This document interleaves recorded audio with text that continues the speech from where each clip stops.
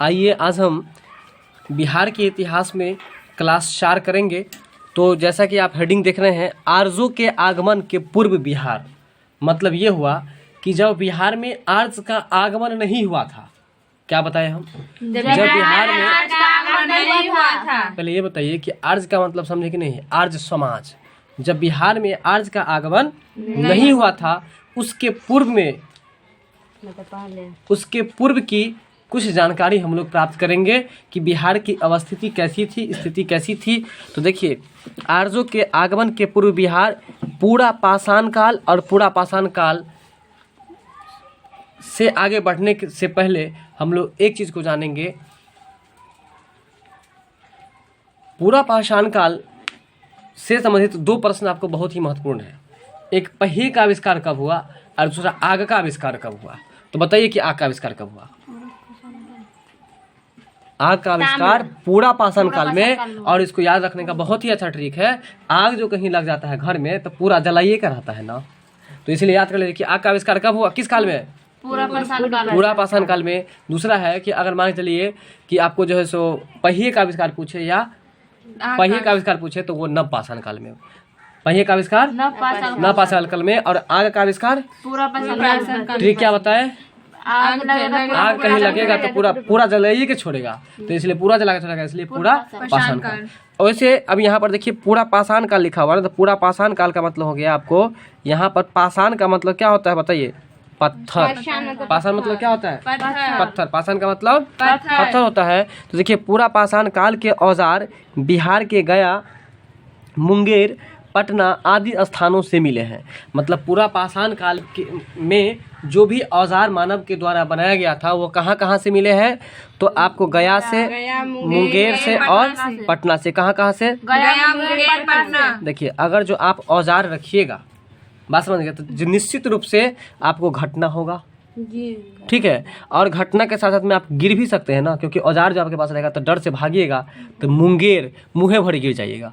ठीक है, इसलिए मुँहे भर गिर जाएगा मतलब मुंगेर। और दूसरा में है आपको गया, मतलब अगर घटना हुआ और गिर गए तो इसका मतलब आप गए, इसका मतलब आप गए। तो अब ये बताइए कि पूरा पाषाण काल के औजार का जो प्राप्ति हुआ है, पूरा पाषाण काल में जो औजार जो मिला है वो किस जिला से मिला है? गया, मुंगेर, पटना। वही तो आप लोग की गड़बड़ी है। पटना, मुंगेर। हाँ, ट्रिक के हिसाब से बोलिए। तो पहले पटना, पहले घटना होगा ना।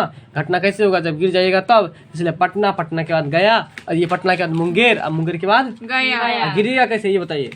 मुँहे भर गिरेगा, इसलिए मुँहे भर मतलब मुंगेर। तो बताइए अब पूरा पाषाण काल के औजार किस स्थानों से मिले हैं? चलिए अब आपको याद हो गया।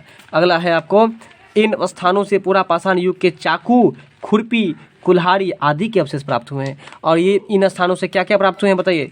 चाकू प्राप्त हुए, खुरपी, चाकू, खुरपी और कुल्हाड़ी। देखिए चाकू, खुरपी और कुल्हाड़ी, बात समझ गए? क्या क्या प्राप्त हुए हैं? तो बताइए क्या से मिले? चाकू, खुरपी और कुल्हाड़ी। बताइए, सब एक तरह से काटने ही वाला औजार है। चाकू से भी काटने वाला, खुरपी से भी काटने वाला, और कुल्हाड़ी से भी काटने वाला। और वैसे भी बेचारा वो सब जानवर को मार काट करके खाता था। तो बताइए कि अब पूरा पाषाण काल के कौन कौन से औजार मिले हैं और कहाँ से मिले हैं? चलिए इतना तो आप लोग को याद हो गया। और अन्य औजार भी मिले हैं, तो वही लिखा है कि आदि के अवशेष भी प्राप्त हुए। इसके बाद है मुंगेर के भीम बांध से, है ना, याद रखिएगा कि भीम बांध जो है वो किस जिला में है? मुंगेर जिला में। तो भीम बांध से पूरा पाषाण युग के औजार मिले हैं। मुंगेर के भीम बांध से पूरा पाषाण युग के औजार मिले हैं, यानी कि ये पटना, मुंगेर और गया के अलावा आपको भीम बांध से भी पूरा पाषाण काल के कुछ औजार मिले। किस बांध से? भीम बांध से। देखिए भीम बांध से भी आपको पूरा पाषाण काल के कुछ औजार मिले हैं। तो बताइए समझ में आया मेरा बात कि नहीं आया? पूरा पाषाण काल के औजार आपको पटना, मुंगेर और गया से तो मिला ही, इसके साथ साथ आपको भीम बांध से भी मिला। ठीक है, पूरा पाषाण काल के औजार मिले हैं। अगला है कि गया के जेठियन से पूरा पाषाण युग के कुल्हाड़ी मिले हैं। और गया का एक क्षेत्र है जेठियन, वहाँ से आपको पूरा पाषाण युग के क्या मिले हैं? कुल्हाड़ी और चाकू प्राप्त हुए हैं।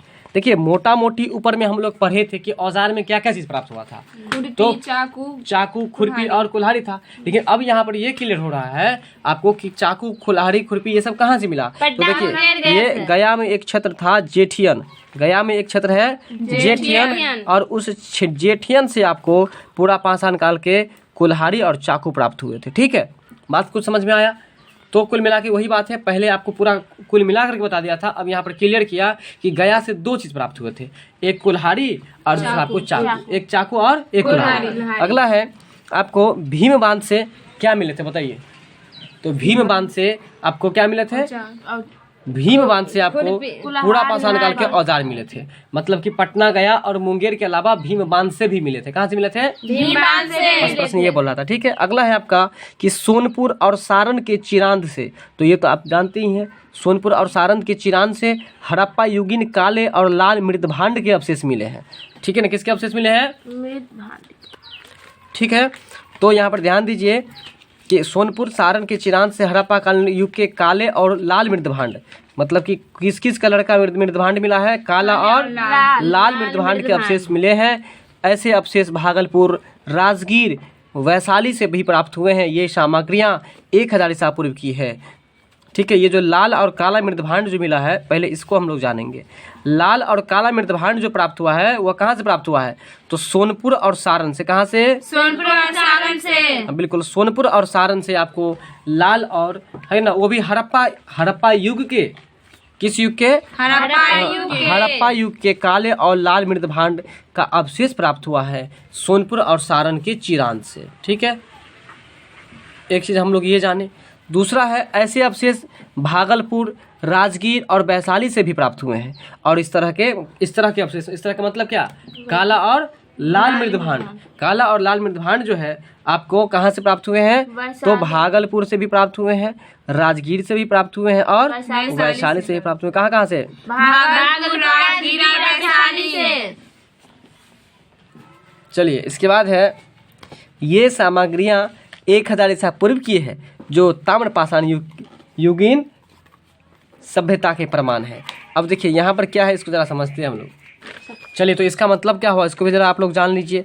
यानी कि ये सोनपुर और चिरांद से हड़प्पा कालीन काले और लाल मृदभांड प्राप्त हुए हैं। दूसरा बात यहाँ पर ये कहता है कि यह काले और लाल मृदभांड केवल आपको सोनपुर और सारण के चिरांद से ही नहीं हुई है, यह आपको भागलपुर से भी हुई है, राजगीर से भी हुई है और वैशाली से भी हुई है। कहाँ से, भागलपुर, राजगीर और वैशाली से हुई है। दूसरा बात, एक और प्रश्न बन रहा है कि ये जो सामग्रियां प्राप्त हुई है वह आपको किस समय प्राप्त हुई, 1000 ईसा पूर्व में, 1000 ईसा पूर्व में। अब तीसरा प्रश्न यहाँ से ये भी बन रहा है कि 1000 ईसा पूर्व में जो ये आपको लाल और काला मृदभांड प्राप्त हुआ, यह आपको ताम्रपाषाणिक युग का एक प्रमाण है, ताम्रपाषाणिक युग का एक प्रमाण है, एक प्रूफ है। तो बताइए ताम्रपाषाणिक युग का मतलब क्या हुआ, ताम्रपाषाणिक युग का मतलब उस समय बर्तन किसके बने थे, तांबा के बने थे, इसलिए उसका नाम हो गया ताम्रपाषाणिक युग। यह बात समझ में कुछ आया, ठीक है। तो ये बिहार के तो काला और लाल मृदभांड जो प्राप्त हुआ है कहाँ से, सारण से और भोपाल से, सारण से और आपको सोनपुर से। लेकिन कहता है कि ये जो काला और लाल मृदभांड है ये आपको भागलपुर से भी मिला है, राजगीर से भी मिला है और वैशाली से मिला है। लेकिन इसके अलावा एक और बात कर रहा है, कहता है कि यह जो आपको हड़प्पा कालीन लाल और काले मृदभांड प्राप्त हुआ वो 1000 ईसा पूर्व के लगभग में 1000 ईसा पूर्व के समय प्राप्त हुआ। और साथ में कहता है कि ताम्रपाषाणिक युग का यह एक प्रमाण है। तो अगर आपसे पूछे कि आ गया होगा आप लोग को, तो ये ताम्रपाषाणिक युग का जो प्रमाण है वो क्या है बताइए, तो काला और लाल मृदभांड। बात समझ गए। अगला है इसके बाद उत्तर पाषाण युग में बिहार सांस्कृतिक रूप से विकसित अवस्था में था, है ना। उत्तर पाषाण युग, उत्तर पाषाण युग का मतलब क्या हुआ, मतलब कि पाषाण युग के बाद का जो समय था उसको कहता है उत्तर पाषाण युग। उत्तर का मतलब होता है बाद, उत्तर का मतलब क्या होता है, बाद होता है, ठीक है। तो उत्तर पाषाण युग में बिहार सांस्कृतिक रूप से विकसित अवस्था में था। उत्तर पाषाण युग में बिहार जो है तो सांस्कृतिक रूप से क्या था, विकसित अवस्था में था। यानी कि प्रश्न अगर पूछे कि उत्तर पाषाण युग में बिहार की संस्कृति कैसी थी, तो दयनीय थे कि विकसित थी? तो याद रखेंगे हम लोग क्या बोलेंगे, विकसित अवस्था में थी। तो उत्तर पाषाण युग में, किस युग में? उत्तर पाषाण युग में आपको बिहार की सांस्कृतिक रूप व्यवस्था कैसी थी? तो विकसित थी। अगला है कि लोगों ने गुफाओं से निकलकर कृषि कार्य शुरू करना शुरू किया। यानी कि अगर आपसे पूछे कि कृषि कार्य शुरू करना, ये उत्तर पाषाण युग में क्या लोग कृषि काम करना शुरू किया था? तो बोलेंगे हाँ बिल्कुल किया था। अच्छा, इसके बाद है कि पशुओं को पालने भी लगे, यानी कि कृषि का कार्य भी करने लगे और पशुओं को भी पालने लगे। किस युग में? तो उत्तर पाषाण युग। किस युग में? उत्तर पाषाण युग में। चलिए, तो बात यहाँ तक समझ में आ गया। तो यहाँ एक बार पुनः इसको हम पढ़ते हैं। लोगों ने गुफाओं से निकलकर कृषि कार्य करना शुरू किया और पशुओं को भी पालने लगे। तो बताइए, अगर आपसे पूछेगा कि उत्तर पाषाण काल के बारे में कुछ बताइए, तो हम लोग बोलेंगे कि उत्तर पाषाण युग में, किस युग में? उत्तर पाषाण युग में लोग जो है आपको कृषि कार्य करना शुरू कर दिया था कि नहीं किया था? बिल्कुल किया था। क्या पशु को पालता था? जी बिल्कुल पालता था। इसके बाद है आपको, क्या लोग गुफा में रहते थे? तो नहीं, वो गुफा में नहीं रहते थे। ठीक है, लोग इस समय तक मृदभांड बनाना, खाना पकाना और संचय करना सीख लिया था। यानी कि अगर आपसे पूछेगा कि उत्तर पाषाण काल में लोग खाना पकाना सीखा था, बिल्कुल सीखा था। मृदभांड बनाना सीखा था, बिल्कुल सीखा था। और संचय करना, संचय का मतलब होता है किसी वस्तुओं को जमा करके रखना, तो संचय करना भी सीख लिया था, मृदभांड बनाना भी सीख लिया था। और बताइए कितना काम सीखा था? मृदभांड बनाना, खाना बनाना और वस्तुओं को संचय करके रखना, ये सब आपको सीख गया था। किस युग में? उत्तर पाषाण युग में। किसमें? उत्तर पाषाण। ये देखिए उत्तर पाषाण युग है। उत्तर पाषाण युग में जो है आपको बिहार की जो सांस्कृतिक थी विकसित हो चुका था। लोग खाना बनाना भी सीख गया था, गुफा से निकल के भी रहता था, खेती बाड़ी भी करता था, कृषि कार्य भी करता था, पशु को भी पालता था और मृदभांड भी बनाता था और वस्तुओं को संचय करके भी रखते थे। तो ये था आपको उत्तर पाषाण युग का, है ना, युग की विशेषताएं। तो अगर आपसे पूछे कि उत्तर पाषाण युग की विशेषताएं क्या थी, तो क्या बोलेगा? खाना बनाना। उत्तर पाषाण युग में लोग जो है तो में खाना बनाना, कृषि करना, संचय करना और मृदभांड बनाना, इतना कुछ सीख लिया था। बात समझ में आ गया? चलिए, अगला है आपका ऋग्वेद के अनुसार। तो बताइए सबसे पुराना वेद कौन सा है? ऋग्वेद। ऋग्वेद में कितने सूक्त हैं? 10 से 28 सूक्त हैं। कितने सूक्त हैं? 10 से 28। चलिए, ऋग्वेद के अनुसार आर्यों के आगमन के पूर्व बिहार में सभ्यता संस्कृति का विकास हो चुका था। यानी कि ऋग्वेद में अगर पढ़ा जाए तो ऋग्वेद के अनुसार आर्यों का जो आगमन हुआ, आर्य समाज का जो आगमन हुआ, उसके पहले बिहार में सभ्यता संस्कृति का विकास हो चुका था। ऋग्वेद में बिहार क्षेत्र के लिए कीकट एवं व्रात्य शब्दों का उल्लेख हुआ है। चलिए, तो बताएंगे आप लोग कि ऋग्वेद के अनुसार आर्यों के आगमन के पूर्व बिहार में सभ्यता संस्कृति का विकास हुआ था। तो बोलेगा कि देखिए, आर्य जब बिहार में आए, कहाँ पर आए? बिहार में। आर्य का जब आगमन बिहार में हुआ, यानी कि आर्य जब बिहार में आए, उस समय से पहले, आर्य के आने से पहले ही बिहार की सभ्यता संस्कृति विकसित हो चुका था। बात समझ में आया? अगर आपसे पूछे कि आर्य जब बिहार में आए, क्या उस समय बिहार का विकास हुआ था? तो हम बोलेंगे हाँ बिल्कुल हुआ था। आर्य समाज के आने के पहले ही बिहार का विकास हो चुका था। आर्य समाज के आने से पहले ही बिहार का विकास हो चुका था। बात समझ गए?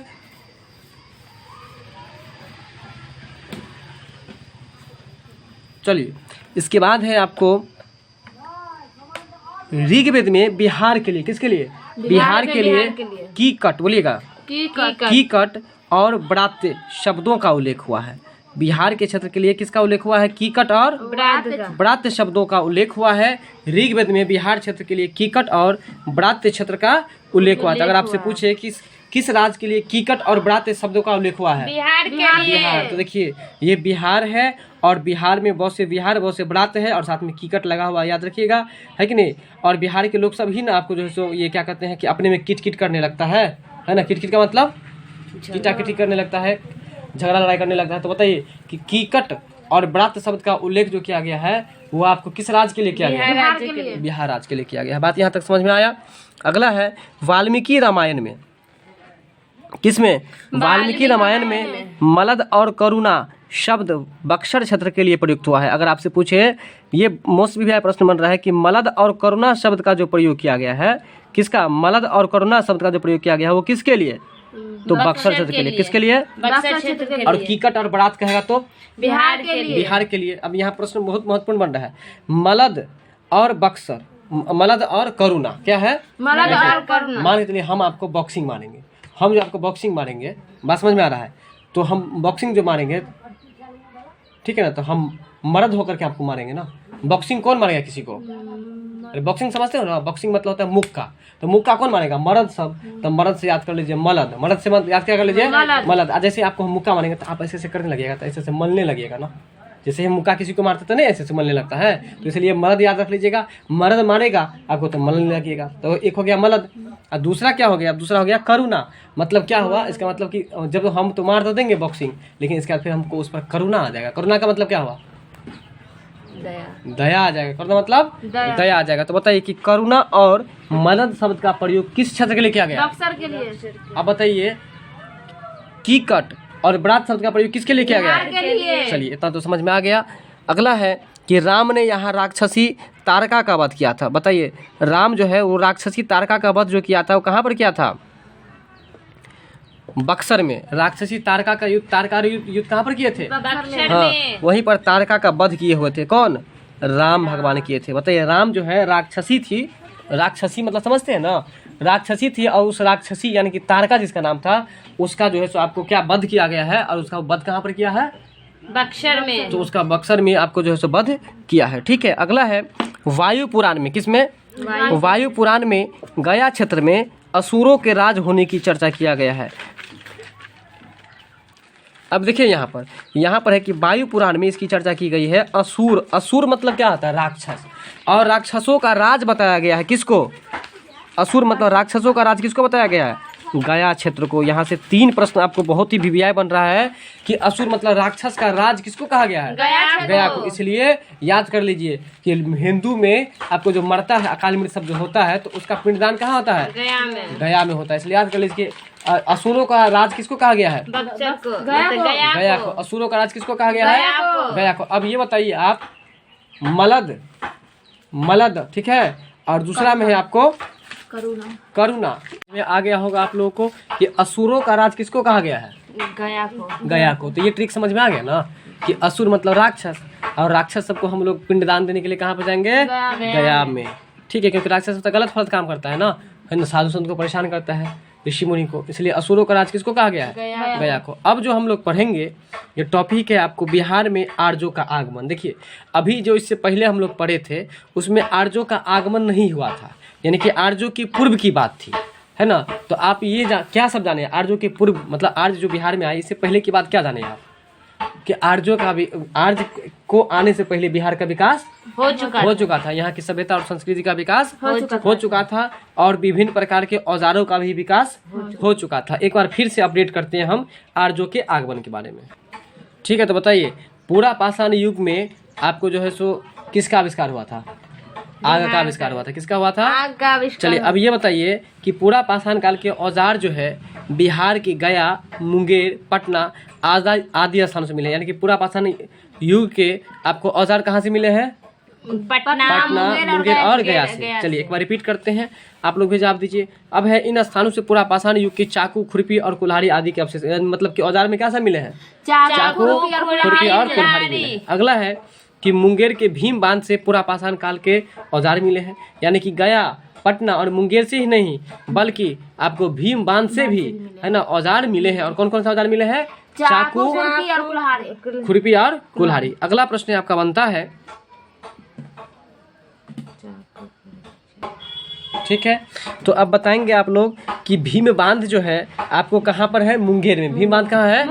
और वही मुंगेर से आपको जो है आपको पूरा पाषाण काल के औजार मिले हैं। भीम बांध कहाँ है? मुंगेर में। देखिए बिल्कुल आसान है याद रखना, प, फ, ब, भ और भ का क्या होता है? म होता है। तो देखिए भ से भीम और म से मुंगेर, यानी कि भीम बांध कहाँ पर है? मुंगेर में। तो भीम बांध से आपको मुंगेर के पूरा पाषाण काल के औजार मिले हैं। और गया के जेठियन से पूरा पाषाण युग के कुल्हाड़ी, चाकू आदि प्राप्त हुए हैं।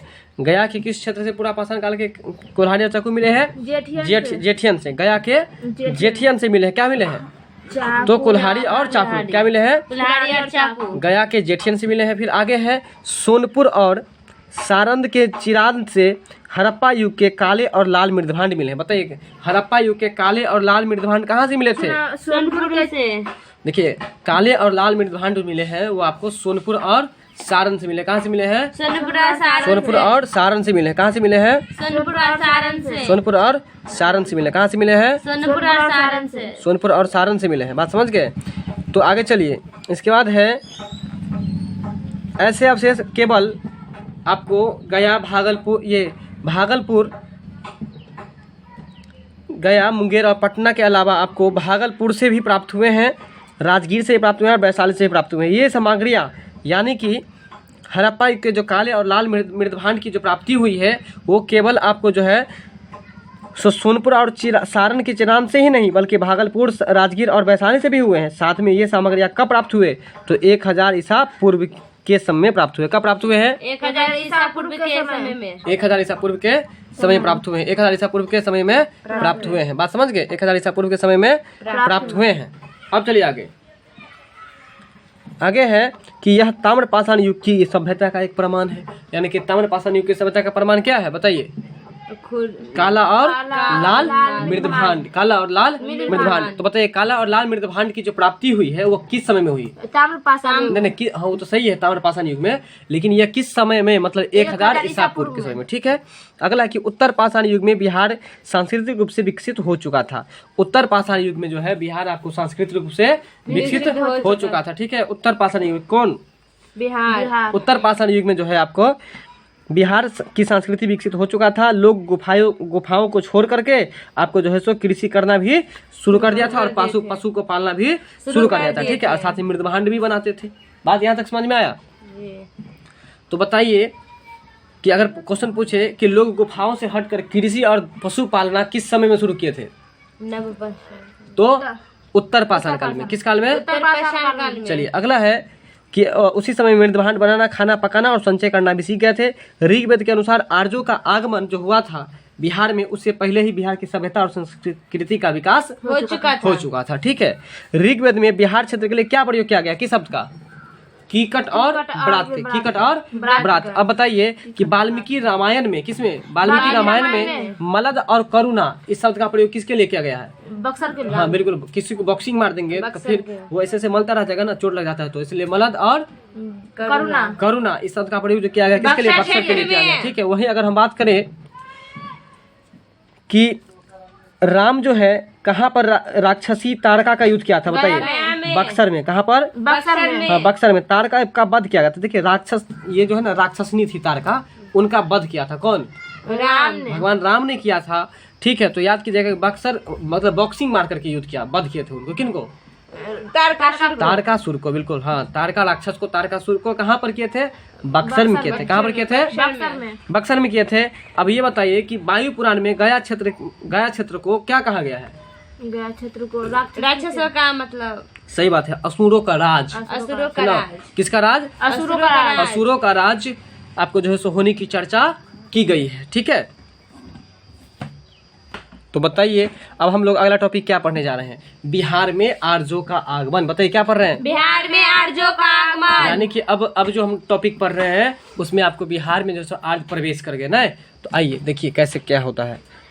कुछ इतिहासकों के अनुसार आर्य भारत में ईरान से आए, है ना। कुछ इतिहासकार कहते हैं कि आर्य कहाँ से आए? ईरान से। और कहाँ पर? भारत में। कहाँ पर? भारत में। कहाँ से आए? ईरान से। देखिए कुछ महत्वपूर्ण इतिहासकारों के अनुसार से आर्य भारत में कहाँ से आए थे? ईरान से, है ना। और ऋग्वेद काल की बात अगर किया जाए तो ऋग्वेदिक काल कब से कब तक है पहले ये बताइए? 1500 ईसा पूर्व से 1000 ईसा। 1500 से 1000 ईसा पूर्व तक। कब से कब तक? 1500 से 1000 ईसा पूर्व तक। 1500 ईसा पूर्व से 1000 ईसा पूर्व तक। 1500 से 1000 ईसा पूर्व तक। 1500 से 1000 ईसा पूर्व तक। बात समझ में आ रहा है? 1500 से 1000 ईसा पूर्व तक जो है सो किसको क्या कहता है? ऋग्वैदिक काल कहता है। तो बताइए कि कुछ इतिहासकार का मानना है कि आर्य भारत में जो आए थे वो कहाँ से आए थे? ईरान से। ईरान से आए थे। कहाँ से आए थे? ईरान से आए थे। अब बताएंगे आपको कि ऋग्वैदिक काल कब से कब तक मनाता है? 1500 से 1000 ईसा पूर्व तक। 1500 से 1000 ईसा पूर्व तक आपको जो है सो माना जाता है। और कहता है कि ऋग्वैदिक काल में वे पंजाब और हरियाणा के क्षेत्र में आकर के बस गए, यानी कि भारत में जो वो आए तो वो कहाँ पर बसे? पंजाब और हरियाणा के क्षेत्र हरियाणा में। मतलब ऐसा जगह बसे जहाँ पर दोनों का राजधानी एक ही था। तो बताइए पंजाब और हरियाणा की राजधानी कहाँ है? चंडीगढ़। चंडीगढ़। मतलब कहाँ पर आकर के बसे? चंडीगढ़ में। पंजाब में और हरियाणा में। चंडीगढ़ में, सॉरी पंजाब में और हरियाणा में। कौन बसे आकर के? आर्य बसे। कौन बसे? भारत में आकर के किस राज्य में बसे हैं? पंजाब में और हरियाणा में। चलिए बहुत अच्छा, ये बात समझ में आ गया। पंजाब में और हरियाणा में आकर के बस गया। ठीक है, चलते हैं आगे। ऋग्वेद में बिहार के लिए कीकट क्षेत्र, देखिए ऋग्वेद में बिहार के लिए किस वर्ड का यूज किया गया है? कीकट क्षेत्र। और अमित शासक है ना, अमित्र शासक प्रेमगंध का उल्लेख है। ऋग्वेद में बिहार के लिए जो है कीकट क्षेत्र और अमित्र शासक प्रेमगंध का उल्लेख किया गया है। ठीक है, चलिए तो बताइए अब।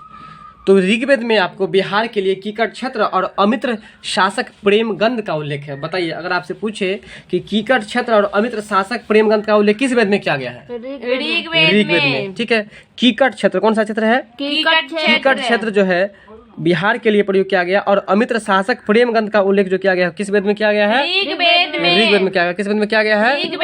ऋग्वेद में किया है। तथा उसमें अंग और मगध क्षेत्र में जाने की इच्छा व्यक्त की गई है। ठीक है, किस क्षेत्र में जाने की इच्छा व्यक्त की है? तो अंग। तो बताइए कि अंग की राजधानी कहाँ है? कल पढ़े थे हम लोग। अंग की राजधानी है चंपा। और मगध की राजधानी कहाँ है? गिरिव्रज या राजगिरी, या उसी को वर्तमान में हम लोग राजगीर कहते हैं। क्या कहते हैं? राजगीर कहते हैं। ठीक है, एक बार फिर से इसको समझिए। ऋग्वेद में बिहार के लिए कीकट क्षेत्र और अमित्र शासक प्रेमगंध का उल्लेख है। ठीक है, यानी कि कीकट क्षेत्र और अमित्र शासक प्रेमगंध का जो उल्लेख है वो किस वेद में है? ऋग्वेद में है। और उसमें अंग तथा मगध क्षेत्र में जाने की इच्छा व्यक्त की गई है। तो यहाँ पर हम लोग चल रहे थे कि ऋग्वेद में बिहार के लिए कीकट क्षेत्र और अमित्र शासक प्रेमगंध का उल्लेख है। यानी कि ये हुआ कि कीकट क्षेत्र का जो उल्लेख किया गया है वो किस वेद में उल्लेख किया गया है? ऋग्वेद में। कीकट क्षेत्र का उल्लेख किस वेद में किया गया है?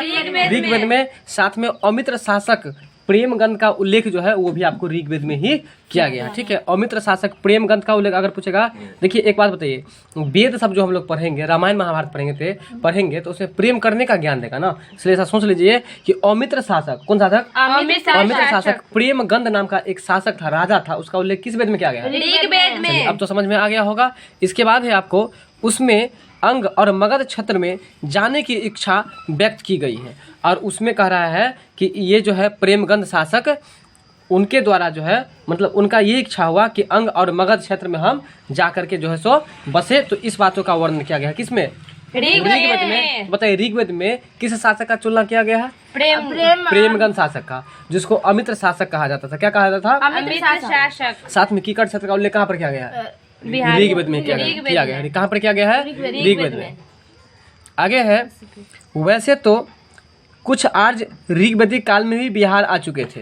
यानी कि कुछ आर्य ऐसे थे जो ऋग्वैदिक काल में भी बिहार आए थे, किंतु मुख्य रूप से आर्यों ने उत्तर वैदिक काल में खासकर अथर्ववेद की रचना के दौरान बिहार में प्रवेश किया। यानी कि अगर आपसे प्रश्न यहाँ पर 2-4 प्रश्न बन रहा है, क्या प्रश्न बन रहा है सुनिएगा।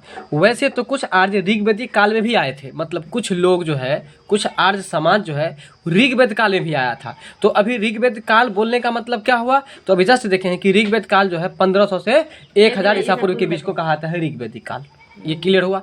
यानी कि कुछ आर्य समाज 1000 ईसा पूर्व से लेकर के 1500 ईसा पूर्व से 1000 ईसा पूर्व के बीच में भी आपको जो है बिहार में आर्य आ गया था। कहता है लेकिन सभी आर्य ऋग्वैदिक कालीन में ही नहीं आया था। कुछ आर्य जो है मुख्य रूप से आर्यों ने उत्तर वैदिक काल में, खासकर अथर्ववेद काल में, यानी कि कुछ आया ऋग्वेद काल में और कुछ आया उत्तर वैदिक काल में। कुछ आया ऋग्वेद काल में, देखिए कुछ आर्य किस काल में? ऋग्वैदिक काल में।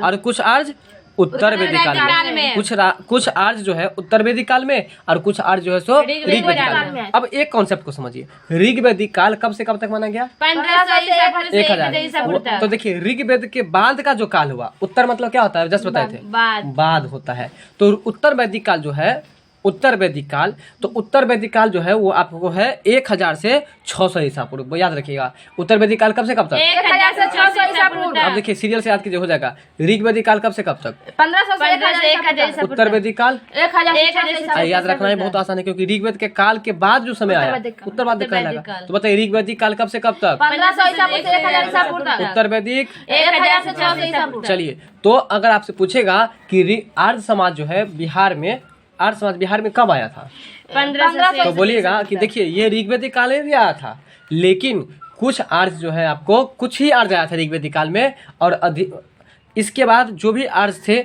अधिकतर आर्य जो है खास तौर पर उत्तर वैदिक काल में आए। अगर पूछेगा कि ऋग्वेदिक काल का समय क्या था, अगर पूछेगा उत्तर वैदिक काल का क्या था, अब समझ में आया। अब यहाँ पर एक और प्रश्न का चर्चा बनता है कि किस वेद की रचना चल रहा था तो उस समय आया था। देखिए यहाँ पर तो कहता है कि आपको, अरे भाई ऋग्वेदिक काल में तो कुछ ही आर्य आए थे ना, उसके बाद जब उसका काम खत्म हो गया था, उसके बाद खास करके जब अथर्ववेद की रचना हो रही थी, किस वेद की रचना? अथर्ववेद की रचना हो रही थी, तो सभी जो है जो भी आर्य थे वो बिहार में प्रवेश कर गए। अगर आपसे पूछे कि आर्य बिहार में प्रवेश जो किए तो उस समय किस वेद की रचना हो रही थी? अथर्ववेद की। किस काल में बिहार आए? उत्तर वैदिक काल में। उत्तर वैदिक काल में और ऋग्वेदिक काल में भी, लेकिन कुछ मात्रा में ही ऋग्वेदिक काल में आए थे, बाकी जो बचे थे वो आपको उत्तर वैदिक काल में आए। तो ऋग्वेदिक काल कब से कब तक? 1500 से 1000 ईसा पूर्व। और उत्तर वैदिक काल कब से कब तक? बहुत अच्छा। चलिए अब आगे है आर्यों के सांस्कृतिक वर्चस्व का प्रारंभ, मतलब कि आर्यों की सांस्कृतिक वर्चस्व, यानी कि आर्य समाज जो थे वह अपना तौर तरीका, अपना नियम है ना, वो चलाने लगे, वर्चस्व बढ़ाने लगे। कब? तो कहता है कि आर्यों के सांस्कृतिक वर्चस्व, वर्चस्व का मतलब होता है अपना बोलबाला। जैसे हम यहाँ पर इस कोचिंग पर सबसे ज़्यादा बोलबाला, जैसे आपका अगर है तो इसका मतलब कि किसका वर्चस्व है? इनका वर्चस्व है। तो वर्चस्व का मतलब बोलबाला। आर्यों की सांस्कृतिक वर्चस्व का प्रारंभ जो है वो किन ग्रंथों में की गई है? ब्राह्मण ग्रंथों में। किन ग्रंथों में? ब्राह्मण ग्रंथ में। मतलब कि आर्यों का जो वर्चस्व था, आर्यों का जो बलवाला था, वो इन बातों को रचना जो किया गया है वो किस ग्रंथों में किया गया है? ब्राह्मण ग्रंथ में। ब्राह्मण ग्रंथों की रचना के समय हुआ है। यानी कि आर्यों का जो वर्चस्व बढ़ा, आर्य जो आपको जो है सो मतलब कि आर्य का बोलबाला जो हुआ, यह आपको इसका प्रारंभ जो हुआ वर्चस्व होने का, ये ब्राह्मण ग्रंथों की रचना के समय में हुआ। तो अब हम लोग ये जानेंगे कि ब्राह्मण ग्रंथ की रचना कब हुई। क्या जानेंगे? ब्राह्मण ग्रंथ की रचना कब हुई। तो अगर आपसे पूछेगा कि आर्यों के द्वारा, है ना, आर्यों के सांस्कृतिक वर्चस्व का प्रारंभ कब हुआ, मतलब आर्यों का बोलबाला कब प्रारंभ हुआ, तो आप बोलेगा ब्राह्मण ग्रंथ की रचना के समय। ब्राह्मण ग्रंथ की रचना के समय। तो बताइए आर्य समाज का बोलबाला जो है वो किस समय प्रारंभ हुआ? ब्राह्मण ग्रंथ के समय। बात समझ गए? ब्राह्मण ग्रंथों की रचना के समय, ब्राह्मण ग्रंथों की रचना के समय में आपको प्रारंभ हुआ। बात कुछ समझ में आया कि नहीं, बताइए। समझ में आया? अगला है शतपथ ब्राह्मण। शतपथ ब्राह्मण ऐतरेय अरण्यक वाज स्नेह संहिता। देखिए अब हम लोग एक चीज को जानते हैं, तो ये तो समझ गए कि आर्यों का वर्चस्व मतलब जो हुआ था वो कब प्रारंभ हुआ था? ब्राह्मण ग्रंथ की रचना जब चल रही थी उस समय में। ठीक है। अगला है कि बिहार के बारे में जो हमें जानकारी मिलती है वो किन किन ग्रंथों से मिलती है, तो बोलिएगा शतपथ ब्राह्मण से। और ये तो हम लोग पहले ही पढ़ लिए थे, जब बिहार का परिचय हम लोग ले रहे थे उसी समय हम लोग देखे थे कि बिहार की रचना शतपथ ब्राह्मण था ना। इसमें ठीक क्या बताए थे कि बिहार के लोग सत्य के पथ पर रहते हैं, बिल्कुल। तो इसलिए शतपथ ब्राह्मण से मिलता है। इसके बाद देखिए ऐतरेय अरण्यक से मिलता है, बोलिएगा ऐतरेय अरण्यक से मिलता है ना। वाज स्नेह संहिता से मिलता है ना। सांख्यायन अरण्यक से मिलता है। कौशिकी अरण्यक से मिलता है। पंचवीस ब्राह्मण से मिलता है। अरण्यक ग्रंथों, गोपद ग्रंथों, महाभारत आदि में वर्णित घटनाओं से तत्कालीन बिहार के विषय में काफ़ी जानकारी मिलती है। तो यहाँ पर हमको ये चीज़ याद रखना पड़ेगा। हम लोग सबसे पहले शतपथ ब्राह्मण के बारे में पढ़े थे। इसके बाद है आपको ऐतरेय अरण्यक। क्या है? ऐतरेय अरण्यक है। फिर है आपको वाज स्नेह अरण्यक। क्या है? वाज स्नेह संहिता। वाज स्नेह संहिता है। फिर है आपको सांख्यायन अरण्यक। क्या है? सांख्यायन अरण्यक। कौशिकी अरण्यक, पंचवीस ब्राह्मण। इसके बाद है आपको अरण्यक ग्रंथों, गोपद ग्रंथों, महाभारत आदि में वर्णित घटनाओं से तत्कालीन बिहार के विषय में काफी जानकारी मिलती है। बात को समझ में आया? तो हम लोग याद रखेंगे इसको किस तरह से। देखिए अरण्यक वाला जो आएगा, अगर आपको कोई ग्रंथ, जैसे कि देखिए सांख्यायन अरण्यक है, कौशिकी अरण्यक है, इसके बाद अरण्यक ग्रंथों और गोपद ग्रंथों, अरण्यक ग्रंथों और गोपद ग्रंथों, ये तीन बात कम से कम जरूर याद रखेंगे हम लोग। ठीक है। गोप का मतलब क्या होता है? किसी बात को गुप्त रखना।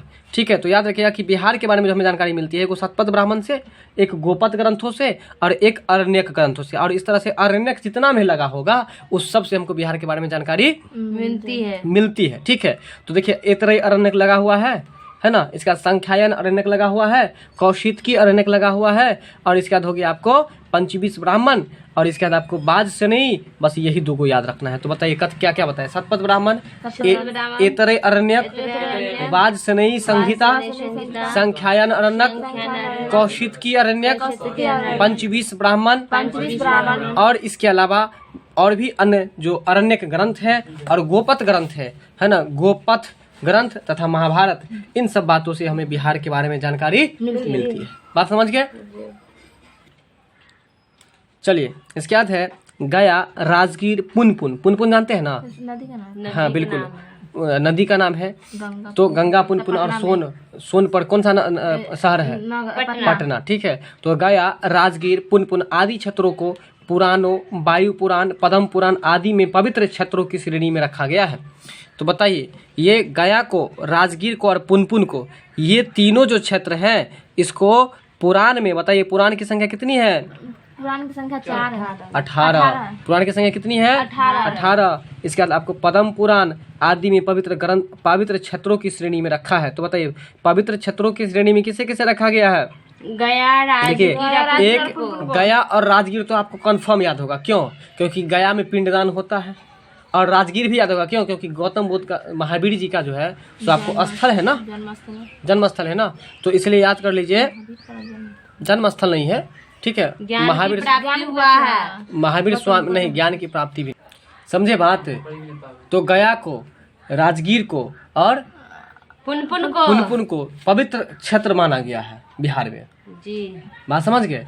तो चलिए, जो कुछ भी हो, महावीर का हो या गौतम बुद्ध का है, हम आगे पढ़ेंगे इसके बारे में। बस 3 चीज याद रखना है, गया, राजगीर और पुनपुन, इसको पवित्र क्षेत्र की श्रेणी में रखा गया है। ठीक है, वायु पुराण, पद्म पुराण और आदि पुराण में जो है सो आपको पवित्र क्षेत्रों की श्रेणी में रखा गया। देखिए यहाँ पर पवित्र क्षेत्रों की श्रेणी है। बात समझ में आया?